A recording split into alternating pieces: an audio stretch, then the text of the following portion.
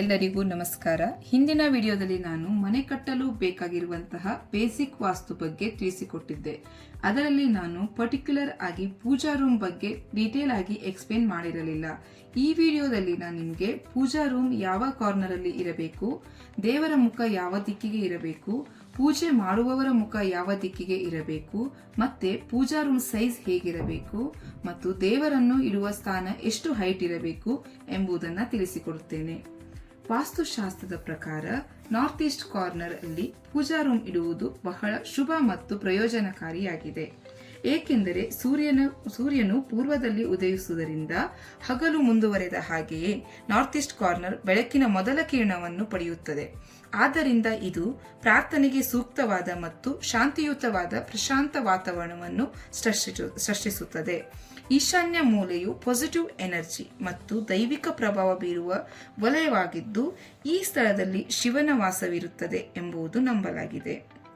ಮತ್ತು ಈಶಾನ್ಯವು ನೀರಿನೊಂದಿಗೆ ಸಂಪರ್ಕ ಹೊಂದಿದ್ದು, ಇದು ಶುದ್ಧತೆ, ಆಧ್ಯಾತ್ಮಿಕತೆ ಮತ್ತು ಶಾಂತಿಯನ್ನು ಸೂಚಿಸುತ್ತದೆ.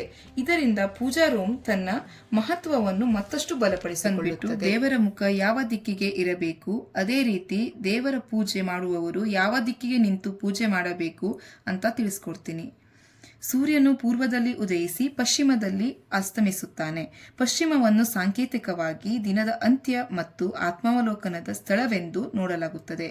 ಆದುದರಿಂದ ದೇವರ ಮುಖವನ್ನು ಪಶ್ಚಿಮಕ್ಕೆ ಮಾಡಿರಬೇಕು ಮತ್ತು ಜನರು ಪ್ರಾರ್ಥಿಸುವಾಗ ಅಥವಾ ಪೂಜೆ ಮಾಡುವಾಗ ಪೂರ್ವಕ್ಕೆ ಮುಖ ಮಾಡಿ ಪೂಜೆ ಮಾಡಬೇಕು. ಏಕೆಂದರೆ ಪೂಜೆ ಅಥವಾ ಪ್ರಾರ್ಥನೆಯ ಸಮಯದಲ್ಲಿ ಉದಯಿಸುತ್ತಿರುವ ಸೂರ್ಯನನ್ನು ಎದುರಿಸುವಾಗ ಕತ್ತಲೆಯಿಂದ ಬೆಳಕಿನಡೆಗೆ ಮಾರ್ಗದರ್ಶನ ಮಾಡುವುದನ್ನು ಪ್ರತಿನಿಧಿಸುತ್ತದೆ. ಇದರಿಂದ ಸಾಂಪ್ರದಾಯಿಕ ಶಕ್ತಿಯ ಹರಿವಿನೊಂದಿಗೆ ಏಕಾಗ್ರತೆ ಮತ್ತು ಆಧ್ಯಾತ್ಮಿಕ ಗ್ರಹಿಕೆಯನ್ನು ಹೆಚ್ಚಿಸುತ್ತದೆ. ಪೂಜಾ ರೂಮ್ ಸೈಜ್. ಪೂಜಾ ರೂಮ್ ಚಿಕ್ಕದಾಗಿ ಇರಬೇಕು. ಯಾಕೆಂದರೆ ನಾರ್ತ್ ಈಸ್ಟ್ ಕಾರ್ನರ್ ಅಲ್ಲಿ ಆದಷ್ಟು ಸೂರ್ಯನ ಬೆಳಕು ಮತ್ತು ಗಾಳಿಯ ಹರಿವು ಜಾಸ್ತಿಯಾಗಿ ಇರಬೇಕು.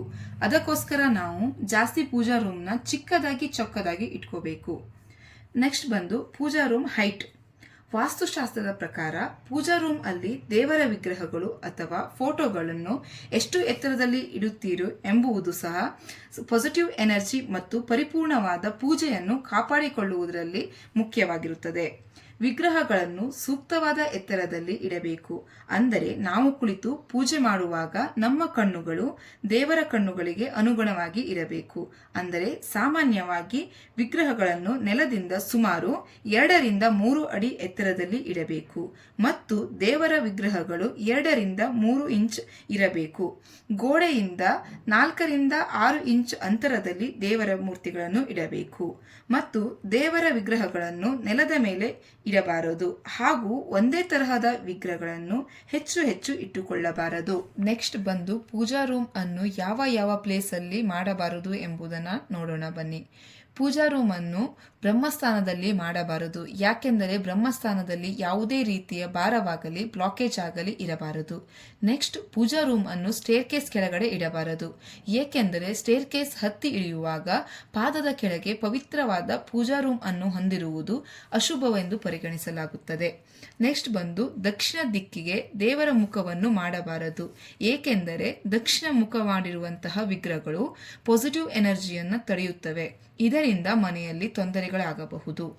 ನೆಕ್ಸ್ಟ್ ಪೂಜಾ ರೂಮ್ ಅನ್ನು ಟಾಯ್ಲೆಟ್ ಅಥವಾ ಬಾತ್ರೂಮ್ ಗೋಡೆಗಳಿಗೆ ಕೊಡಬಾರದು.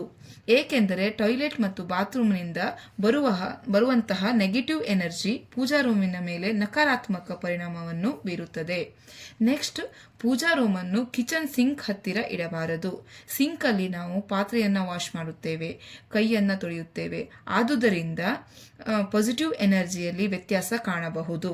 ಇದೇ ರೀತಿ ಹೆಚ್ಚಿನ ಮಾಹಿತಿಗಾಗಿ ನಮ್ಮ ಚಾನಲ್ ಅನ್ನು ಸಬ್ಸ್ಕ್ರೈಬ್ ಮಾಡಿ ಹಾಗೂ ಏನಾದರೂ ಡೌಟ್ ಇದ್ದಲ್ಲಿ ಕಮೆಂಟ್ ಮಾಡಿ. Thank you.